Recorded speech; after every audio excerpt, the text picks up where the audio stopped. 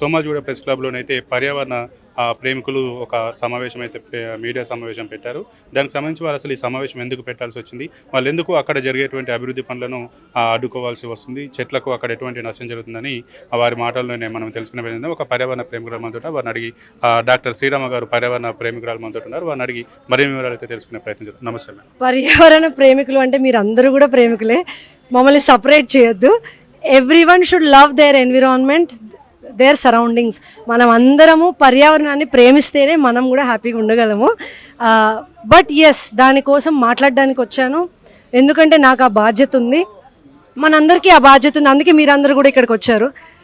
ఇది ప్రొటెస్ట్ కాదండి, ఆవేదన, నిరసన చెయ్యాలి లేదా అంటే కూడా ఎందుకు అని అడగండి అంతే. ఎందుకు ఇంత బాధపడుతున్నారు, ఎందుకు అందరూ వచ్చి రాత్రుల పూట మరి ఒక హ్యూమన్ చైన్ అయ్యి ఫామ్ అయ్యి కేబీఆర్ చుట్టుతున్నారు అంటే అక్కడ మాట్లాడలేని మూగజీవాలు, వాటి భావాలను ఎక్స్ప్రెస్ చేసుకోలేని కొన్ని జీవాలు ఉన్నాయి. కాబట్టి వాటికి మేమే తల్లిదండ్రుల్లాగా మేమే ప్రొటెస్ట్ చేస్తున్నాము. వాటిని గవర్నమెంట్ కానీ ఇంకెవరన్నా పెద్దవాళ్ళు ఉంటే వాళ్ళు ఎవరు పట్టించుకోనప్పుడు మేము రావాలి కాబట్టి మేము వచ్చాము. It's as simple as that అండి. ప్రతి ఒక్క చెట్టు మీద మా అందరి హక్కు ఉంది. ఈ ల్యాండ్ మొత్తం మీద అందరి యొక్క హక్కు ఉంది. సో ఈ హక్కుతోటి ప్రతి ఒక్కరూ ఈరోజు మా బాధను తెలుపుకుంటున్నాం అంతే. రైట్. గవర్నమెంట్ చెప్తుంది హైదరాబాద్లో ట్రాఫిక్ సొల్యూషన్ చేయడానికి, ట్రాఫిక్ని తక్కువ చేయడానికి మేము అక్కడ ఈ యొక్క ఫ్లైఓవర్స్ కావచ్చు, అండర్ పాస్లు కడుతున్నాం. దీనివల్ల కొంచెం చెట్లు నష్టపోతున్నాయి, మేము కాదనట్లేదు. కానీ ఇక్కడ పొల్యూషన్ తక్కువ అవుతుంది, జనాభాకు ఉన్నటువంటి సమస్య తక్కువ అవుతుంది, వారు పన్ను తొందర చేసుకోవడానికి ఉంటుంది.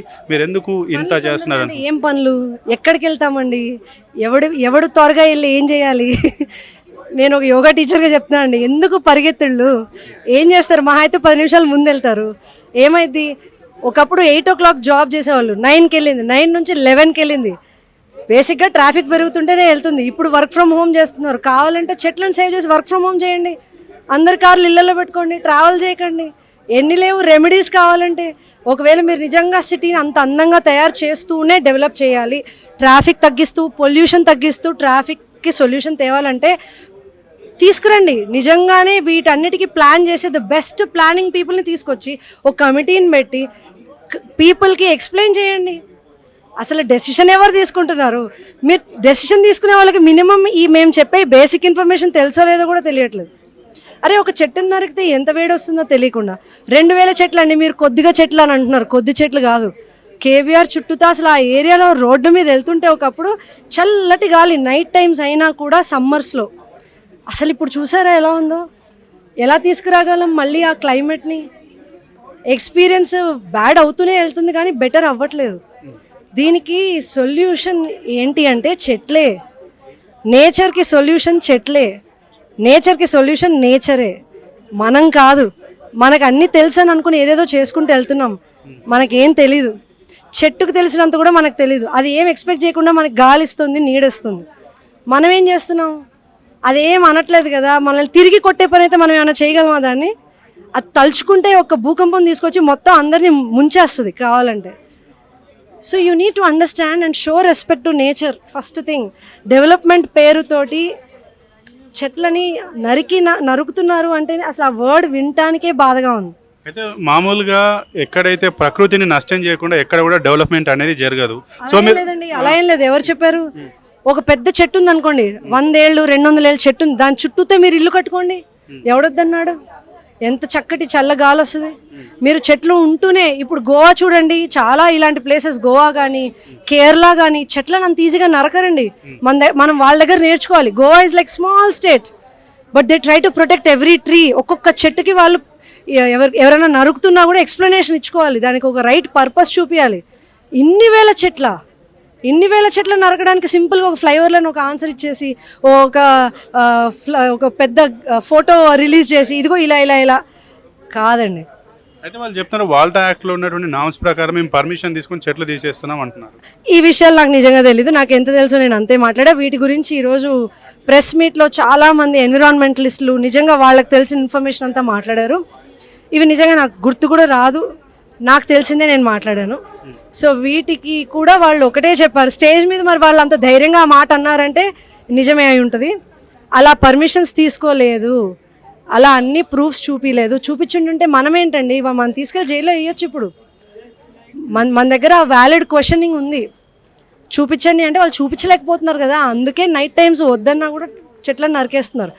అసలు భయపడుతూ జంకుతూ చెట్లను నరకడం ఎందుకు? ధైర్యంగా నరకండి, ధైర్యంగా కట్ చేసేయండి చెట్లని, పర్మిషన్ తీసుకొని చేయండి. పర్మిషన్ తీసుకోకుండా చేస్తుంటే మేము పోలీసుల్ని తీసుకెళ్ళి అక్కడ నించోబెడితే యూజ్ ఏంటి? అయితే ఇప్పుడు మీరు చెట్లను నరకొద్దు అంటున్నారు, మరి దీనికి ఆల్టర్నేట్గా ఈ యొక్క ట్రాఫిక్ సమస్యలను తగ్గించడానికి ఆల్టర్నేటివ్ సేయింగ్ అండి, నిపుణుల్ని కూర్చోబెట్టండి. మేము అంత నిపుణులం కాదు, బట్ మాకు తెలిసింది మేము చెప్తున్నాము. నరేంద్ర మోదీ గారే ఒక వార్ లాంటి సిచ్యువేషన్కి కూడా వార్ వస్తుంది జాగ్రత్తగా ఉండండి అని ఒక అనౌన్స్మెంట్ ఇచ్చి ఇళ్లల్లో కూర్చొని పని చేసుకోండి, ఖర్చులు తగ్గించుకోండి అని అంటున్నప్పుడు, మరి ట్రాఫిక్ పెరుగుతున్నప్పుడు కార్లు ఎందుకు ఎక్కువ అమ్ముతున్నారు? పబ్లిక్ ట్రాన్స్పోర్ట్ ఎందుకు పెంచకూడదు? అర్థమవుతుంది కదా మీకు. కావాలంటే ఎవరి కంపెనీల దగ్గర వాళ్ళకి ఇల్లు ఇప్పించేయండి, ఏదో ఒకటి చేయండి. You do something. పిల్లల స్కూల్స్ ఐ రిమెంబర్ 6:30కి 7కి లేసి వెళ్తారు, 1.5 hour జర్నీ. ఒక సార్ అన్నట్టు నైబర్హుడ్లో స్కూల్స్ పెట్టండి, నైబర్హుడ్లో మాల్స్ పెట్టండి. ఏ కమ్యూనిటీకి తగ్గట్టు ఆ కమ్యూనిటీ ఎక్కువ ట్రావెల్ చేయకుండా ఉండేటట్టు సొల్యూషన్ క్రియేట్ చేయండి. సిటీ ప్రాపర్ ప్లానింగ్ క్రియేట్ చేయండి. ఇది నేను చెప్పడం ఈజీ అయి ఉండొచ్చు, ఐఎమ్ సో సారీ, చేయడం కష్టమై ఉండొచ్చు, బట్ దీనికి సొల్యూషన్ చెట్లను నరకడం మాత్రం అయితే కాదు. ఇది మటుకు నాకు 100% తెలుసు. ఎందుకంటే మీరు ఫ్లైఓవర్ కట్టిన దాన్ని తీసేయగలరేమో, నరికేసిన చెట్టుని మళ్ళీ తీసుకెళ్ళి ప్లాంట్ చేయలేరు. బట్ అక్కడ కూడా ఒక సైన్స్ ఒకటి ఉందండి, కొత్త సబ్జెక్ట్, రీఇంప్లాంటేషన్. ఎక్కడి నుంచి అయినా చెట్టుని తీసుకొచ్చి మళ్ళీ ఇంకో దగ్గర నాటి దాన్ని బతికించవచ్చు. బట్ ఒక సార్ అన్నారు దాని పర్సంటేజ్ చాలా తక్కువ, ఎక్కువ బతికించలేము అని. బాధాకరం అది. సో చెట్లకి మాట్లాడలేరు కాబట్టి వాటికి నా వాయిస్ అందించి నేను మాట్లాడుతున్నాను. అందుకే ఈరోజు పచ్చరంగు చీర కట్టి మరీ వచ్చాను నేను ఈరోజు. ఫైనల్గా మీరు గవర్నమెంట్కు ఏం రిక్వెస్ట్ చేయాలనుకుంటున్నారు? రిక్వెస్ట్ ఏం చేయాలనుకుంటున్నానా? నరికిన చెట్లని ఏదో ఒకటి రకంగా అక్కడ మళ్ళీ పెట్టండి, ఏం చేస్తారో చెయ్యండి. కేబీఆర్ని ప్రొటెక్ట్ చేయండి, కేబీఆర్ చుట్టూతో ఉన్న ఆ సరౌండింగ్స్ని ప్రొటెక్ట్ చేయండి. ఇది మీ రెస్పాన్సిబిలిటీ. మేము అడిగినా కూడా మీరే చెట్లను నరకకూడదు. పొల్యూషన్కి ట్రాఫిక్కి సొల్యూషన్స్ వెతుకుదాం.